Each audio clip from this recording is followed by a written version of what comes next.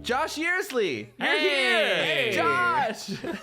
So good to see all of you. I am the puzzle faction at Leader Games. There are no windows. All of the lights are yellow filtered, so everyone looks like a zombie. I don't even know if the company was technically founded at this point. I was working on Root, and then a very funny thing happened in March 2020. I realized that a lot of the Root audience, you know, they're degenerate casuals. Oh, you can, like, fact-check me. So the badgers, they are designed to be a constant interruption and flow break. You know, they're fundamentally not fun. Right. I'm the principal person that you should be angry at. When we finished it, I didn't want to think about Root for a year. Whose nearest enemy homeland clearing is furthest? I don't want to do that.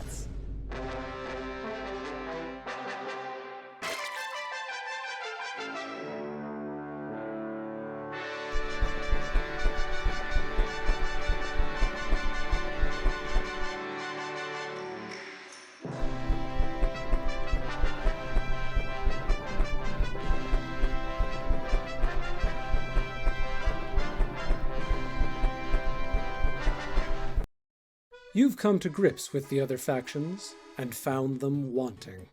Just like your dad, all those other players just don't understand you.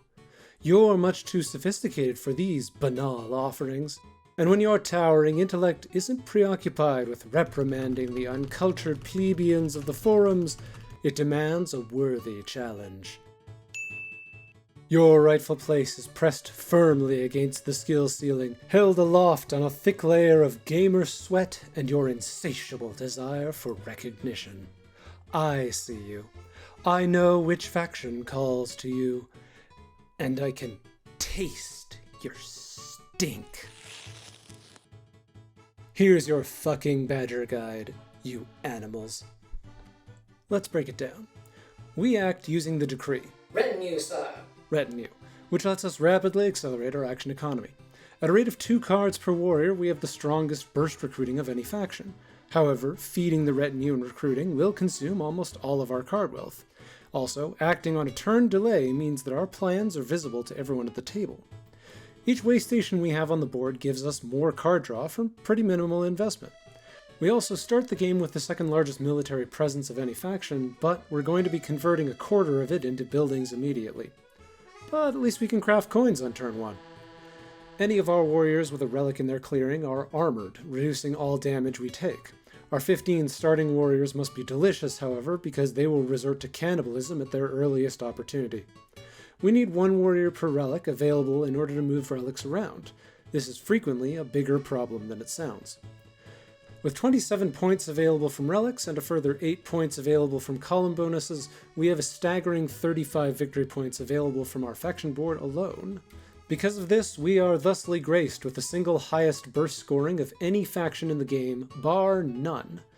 However, there are several ways opponents can lock us out of playing the game, and because of that explosive scoring pace, our opponents frequently need to use them. In spite of having the fastest pace of any faction, however, there is also no such thing as a short badger turn. The badgers are so complicated to pilot. They are one of those factions that requires dedicated practice, aka factions where you can screw yourself over. Overall, we don't really fit either the white or red faction labels, making us more of a rosé faction, like the Otters. In the simplest possible terms, the Badger game plan is as follows. We are going to get 8 to 10 cards in our retinue as soon as possible, ideally 2 or 3 cards per turn. We want to avoid wasting cards until this step is complete. Then, we're going to gradually make our way to about 12 to 14 victory points on the back of crafting and relics. Lastly, we are going to get in position to reach across and touch the other side of the map, just long enough to win the game. Because of the way our relics are distributed, almost all of our relics will be reachable from 2 specific clearings on any given map. One of these will be close to your starting location, and the other will not. Your sole objective is to control these clearings, hence why I like to refer to them as the Golden Path. Now you might be thinking, But Brother Nevakanezah, we are a red faction and police accordingly. Let me tell you a secret about policing. You don't need to police when the problem is you. You can put some work into policing on turns 2 to 4 in order to kneecap future threats to yourself, as it'll help shade your scoring and increase your social credit score. Most people, however, aren't stupid enough to fall for this. If you are kneecapping someone, try to aim for whoever's the best at putting you in dog jail. We'll return to that later. More importantly, we just don't have the spare resources for dedicated policing. We're far better off just outracing the other table threats instead. What is your favorite color? Blue. As the arrhythmically beating heart of our action economy, the retinue bears a good bit of explaining. Move is going to get us into position to delve. Battle Delve is going to let us fight people and acquire relics from the forest. Move Recover is going to move our relics back to one of our way stations and recover them. Or it'll allow us to put distance between ourselves and whichever faction we just pissed off. Now I can only assume that victory points are high in trans fats, because all those relics we've been eating have coated our heart in a thick layer of delicious grease, which threatens to block our progress at every opportunity. Losing cards from our retinue is a major tempo loss, especially early on. In an identical way to otter funds, each card's value is equivalent to the number of turns remaining in the game. Because we use these cards to recruit, this same principle extends to our warriors. Losing 2 warriors to live off the land costs you a card that could have gone in our retinue. Now there's only 2 ways we can actually lose cards from our retinue. Both of them involve rule. Firstly, if we delve a relic whose value exceeds the number of forest-adjacent clearings we rule. Secondly, we recover a relic whose value exceeds the number of matching colored clearings we rule. But Nev, how do we balance the need to rule forest clearings against the need to rule suited clearings? I'm glad you asked. We don't. Typically, protecting both delve and recover columns is mutually exclusive. The forest you want to delve from will never be surrounded by the suit you're recovering in, and we can't afford to rule each forest we intend to delve from. Ruling the clearings we need to recover with on top of that is right out. Thus, we only commit to properly protecting one column, and it's going to be recover. The reason for this is that each forest usually only has 1 to 2 relics, so maintaining rule each time is a pain in our ass. In contrast, our starting clearings often help us rule one of our useful recovery suits. Lastly, we can always find a useful location to battle, so suited cards in this column are less restrictive to us overall.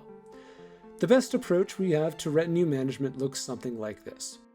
We can't lose cards from the move column, so we put a couple bird cards here to ensure flexibility. For the same reason, we put at least 2 bird cards in the recover column, and protect them by ruling matching clearings. We fill our battle delve column with whatever's left, then we let it burn whenever protecting it seems like too much work. We are always comfortable burning suited cards from our retinue, but if you have to burn a bird card, get rid of the loyal retainers first. This way we get to deny more cards from our opponents for as long as possible. The goal for our retinue is to have a 3-4-3 distribution by turn 4 or 5, before eventually shifting a retainer to a 2-4-4 retinue to close out the game. Now, that seems like a lot of caveats, and it's easy to imagine that a skilled player is able to master this level of complexity over time. Well, I have good news, because it gets worse. If anything prevents us from moving into the clearing we want to delve, then our whole turn is essentially moot. You can't get to where you need to be, meaning you can only battle somewhere you don't want to be, while hoping that you're able to move through the blockage with our delve column at the end of our turn. And even if we are so fortunate, the table can always destroy the new foothold we establish, setting us right back to square one. The fact we need rule to delve means that our forces are usually concentrated on the front line, with little room for flexibility or defense. Needing to battle in order to delve frequently means that we're taking bad fights and getting ambushed, costing us cards and reducing our ability to rule. Bad rolls in battle can leave us without enough warriors to retreat the relics we've already delved, leaving them stranded. Changing our retinue once it's filled is slow and difficult, and we can shift 1 card per turn at the expense of adding multiple cards. This means that just like your time on freeform role-playing forums, these suited indiscretions remain a liability forever. The dual-sided nature of our way stations makes it trivially easy to accidentally lock yourself out of recovering the relics you need, costing you a turn while leaving your relics critically exposed. Our turns have so many tripping hazards like these that we deserve inclusion in the OSHA manual, and the best way to pilot this faction is by living one turn in the future while using the present to set up for it. It's the game's equivalent to anxiety. And before I forget about it, there's an important optimization you need to know about with the recover column. Once you've chosen a card to recover with, you get to try recovering as many relics of a single type as you want, so long as the way station clearings match your card. The moment you recover a relic that would cause you to lose the card, this chain stops. In practice, this means that you want to be recovering these relics in ascending order, so you can bank as many of them as possible. When it comes to setting up our faction, we follow a simple 3-step system. First, we place one relic in every forest. Second, we pick our 2 adjacent starting clearings and place the remaining relics in all the non-adjacent forests. Third, we realize that we somehow set up illegally and spend half an hour arguing over the rulebook. That second one is the main thing we care about because it dictates the shape of our golden path. The easiest way to think about it is this. From your starting position, how many moves are required to reach every forest on the map? That third thing is absolutely real, and you will encounter it. Here is a photo of Keepers and Iron designer Joshua Yearsley trying to figure out a valid badger setup for us live at RootCon. Aiming for starting locations with paired suits can help us set up safe recovery quickly. Better still if we're positioned to act on both sides of the map as soon as possible. Speaking of maps, the autumn map is good for us. It's highly connected, its forests are reachable in only 3 moves, and it's hard for opponents to wall us in. The winter map can be kind of rough. Forests offer a lot of relics at once, but walling us off is very easy for our opponents to do. Starting in the top row can be great if we have grouped suits, as we can reach both golden clearings easily. The lake map is also rough. There are lots of choke points to get walled out, but the raft is amazing if we ever get control of it. Much like the autumn map, the mountain map is good for us. It's highly connected with supplemental scoring available from paths, even though this costs us cards.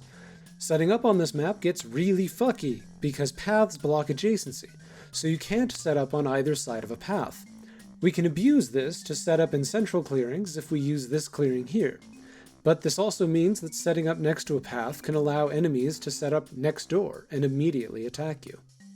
If you set up in the middle clearing, however, you are next to 5 forests, which means all of your relics are right next door, and you start on the mountain pass. We define our early game by the time it takes us to fill out our retinue.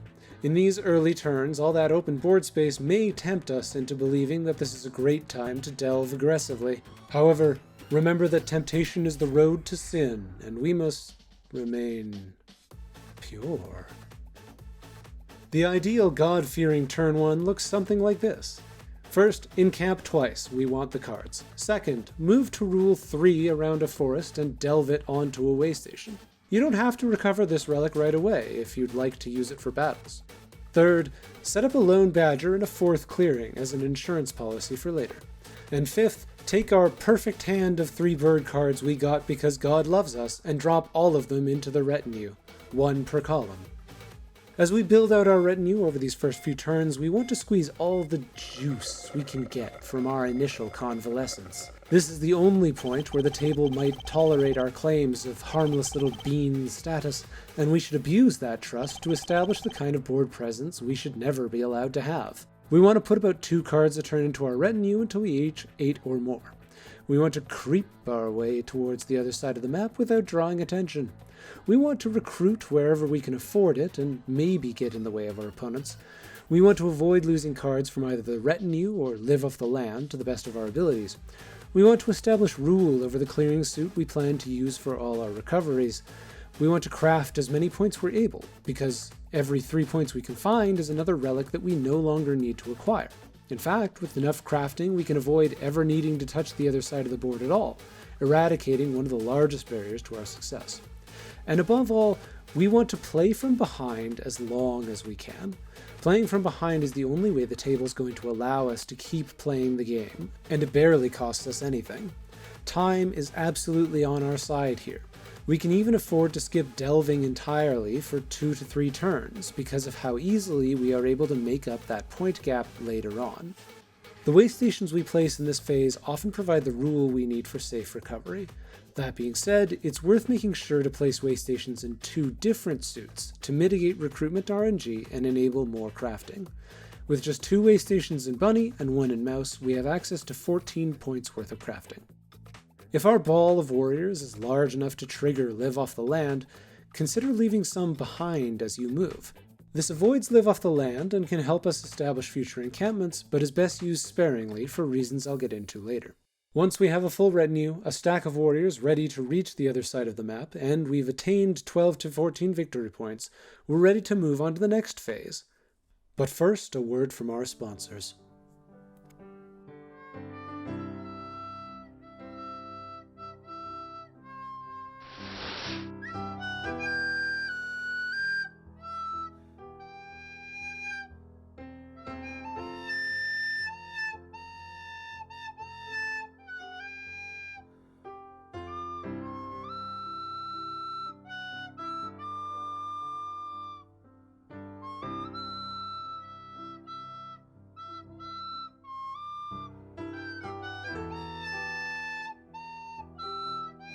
It's a familiar scene to many of us.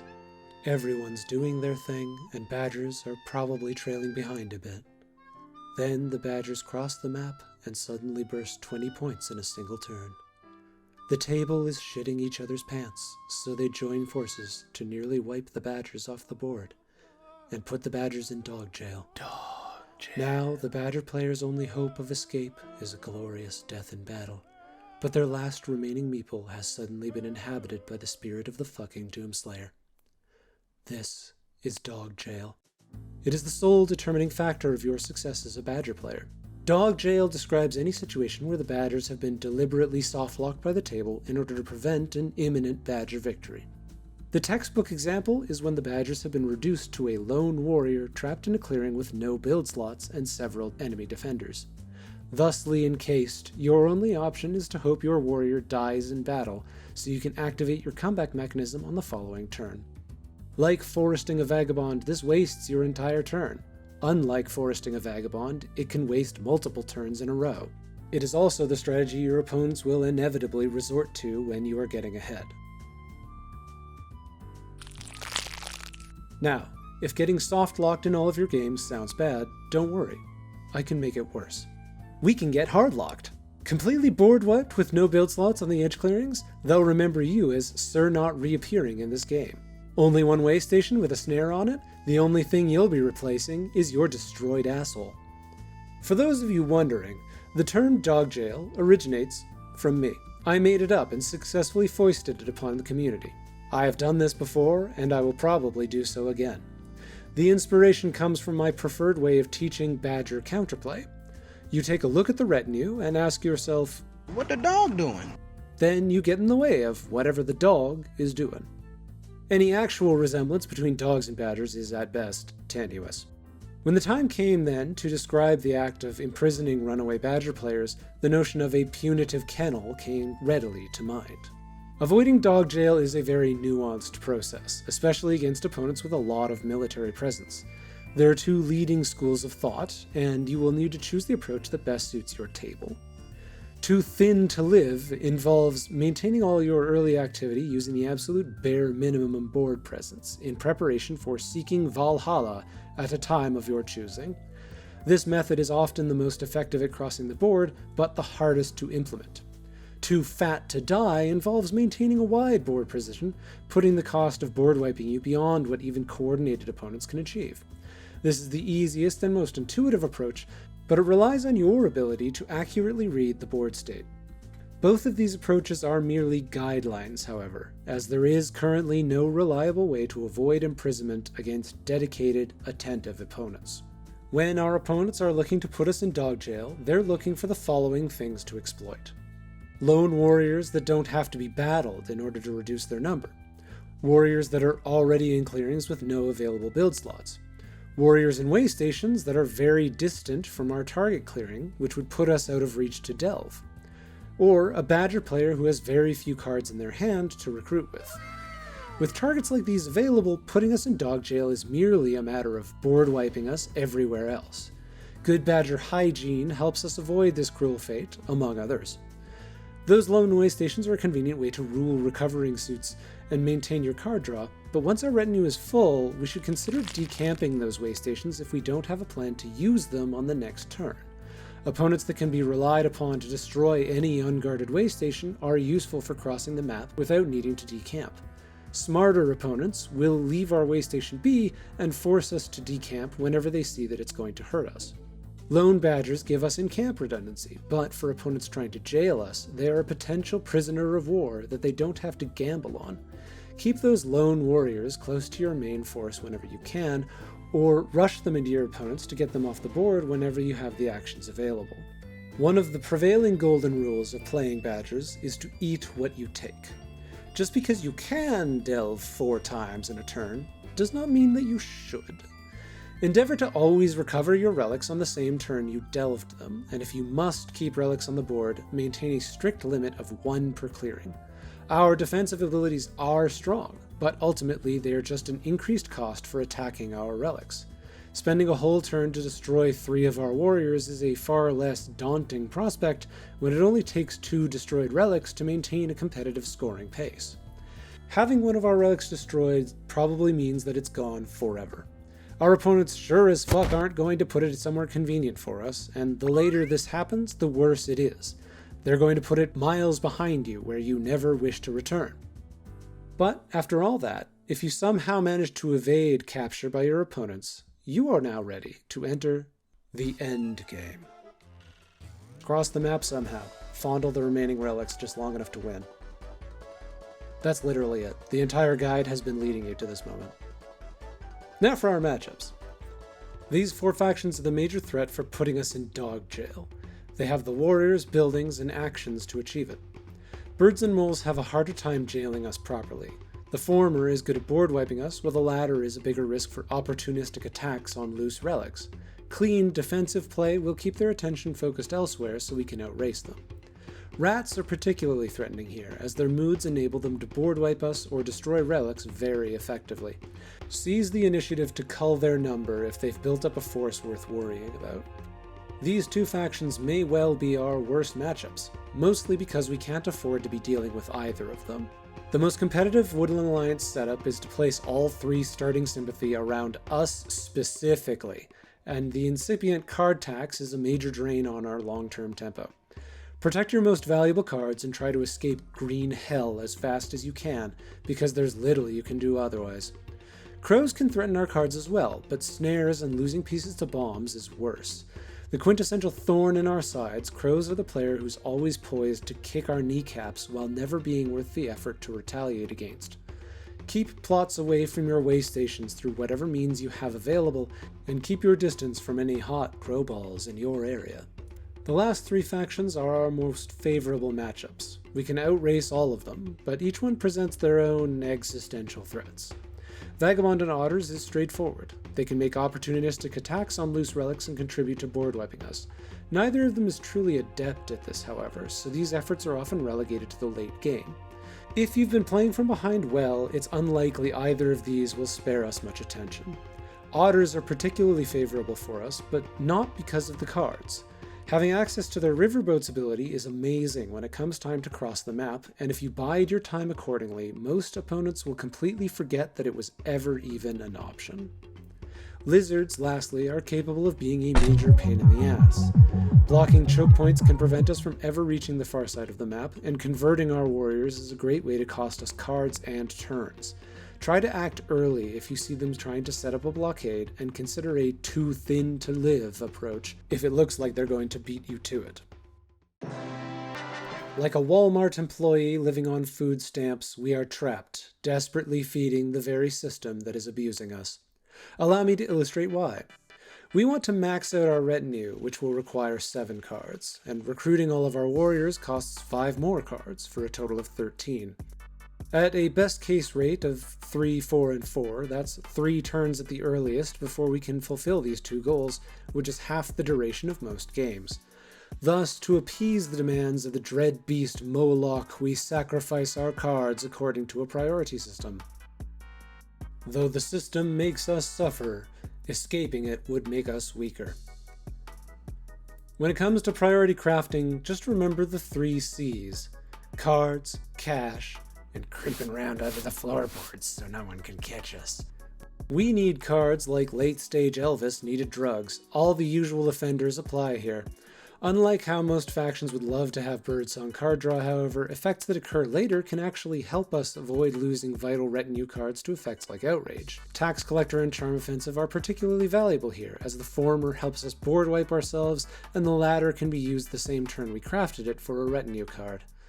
Once again, every 3 points we can craft is a relic we don't need, and an item our opponents can no longer score. No more needs to be said here, but Coffin Makers always deserves repetition. Corvid planners and boat builders obviate most of our mobility concerns in a single craft. We can still be imprisoned, but instead of suicide being our only answer, now we have the option to simply walk away. League of Adventurous Mice, Eerie Emigrant, Prop Bureau, warrant an honorable mention. Each one is objectively beneficial, but they come with significant opportunity costs. The secret 4th C is couldn't be fucking bothered, and it's reserved for every other card in the game until the new deck comes out. Do you honestly think that you're the person who's gonna make soup kitchens finally viable with badgers? Spare me. The only soup going around here is gonna be leaking out of your ears. Kyle, you all have anything? I think there was one good question we missed, which is the Nevakanezah's question, which is that Shouts to Nev. yeah, it's often said that one has to kill your darlings in game design. Is there a scrap design that was your favorite, and why didn't it work out? Good question. I will say before, and this is me giving myself time because I'm frantically thinking of an answer. It's very cool. Nev, man, such a good playtester. Honestly, like Nev, the Badgers would not be anywhere near as good as they are without all of the good critique that you gave. Like I remember the feeling of seeing a Nev like multi-page long like it's analysis. always in a weird text file thing. Yeah, just like really, really, really in-depth and well thought out critiques of the work that I was doing, and I always appreciated it. So yeah, thanks, Nev. They needed it. As I record this, the channel is about to tick over to 10,000 viewers, which is about 10,000 more than I ever deserve. So, thank you, genuinely. I don't currently have any sort of celebration in mind, but if any of you have suggestions that don't involve other people's schedules, my comments section is always open. Of course, thank you all for watching, and as always, subscribe or don't, I'm not your dad.